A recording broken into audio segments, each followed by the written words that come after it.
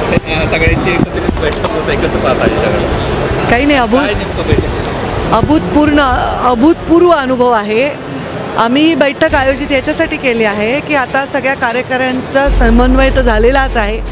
इकडे आम्ही एक यंत्रणा कशी आपण इलेक्शनमध्ये काय काय करायला पाहिजे याच्या सध्या त्यांच्या काही सूचना आणि आमच्या काही सूचना असं मिळून आजपासून लोकांना ते आराखडा तयार करून मग तिथून पुढे कामाला लागतील. तसंच आमचा राऊंड झाला आहे. सर्व विद्यमान आमदार आणि माजी आमदार सर्वांचा एक राऊंड झालेला आहे. तर एक समन्वय म्हणा की एक गेट टुगेदर असल्यासारखं म्हणा. जसं आज ईद मिलाप आहे तसं आमच्या कार्यकर्त्यांचा मिलाप आहे.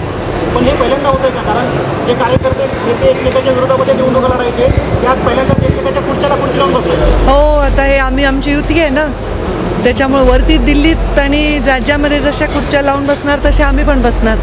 राष्ट्रवादी काँग्रेस होतं, शिवसेना होते, सोबत मनसे देखील महायुतीमध्ये सामील होते. त्याचा पाठिंबा बीड जिल्ह्यात कसं पाहता या पाठिंबा? त्यांचे कार्यकर्ते पण आले तिथं. हो, त्यांचंही स्वागत आहे. पण काय वाटतं की इतके सगळे पक्ष एकत्रित आल्यानंतरची ताकद तुम्ही बघताय ती कशी दिसते तुम्हाला? कारण यापूर्वी नैसर्गिक शिवसेना आणि भाजप एकत्र होते. आता पक्ष वाढले, कार्यकर्ते वाढलेत आणि नेतेसुद्धा वाढले. याच्यावर आत्ता मी फार भाष्य नाही करणार, पण नक्कीच याची ताकद वाढलेलीच असणार आहे. आणि हे विषय वेगळा आहे, हा लोकसभेचा विषय आहे. लोकसभेमध्ये एक असा चेहरा लागतो जो चेहरा या सगळ्यांना एकत्र बसवू शकतो, एकत्र बांधू शकतो. कारण लोकसभेची निवडणूक ही वेगळी असते, या सगळ्यांच्या मुद्द्याच्या पार असते.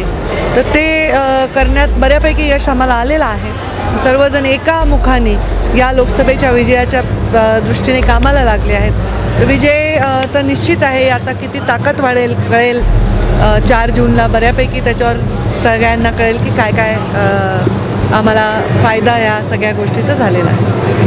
मराठा आरक्षणावर सरकारनं तत्काळ निर्णय घेतल्यास मी उमेदवारी माघारी घेतो असं बजरंग सोनवणे यांनी म्हटलंय. मराठा आरक्षण मला याच्यावर काही टिप्पणी करायची नाही, कारण याच्याविषयी काय बोलायचे ते मी सभेत बोलेन.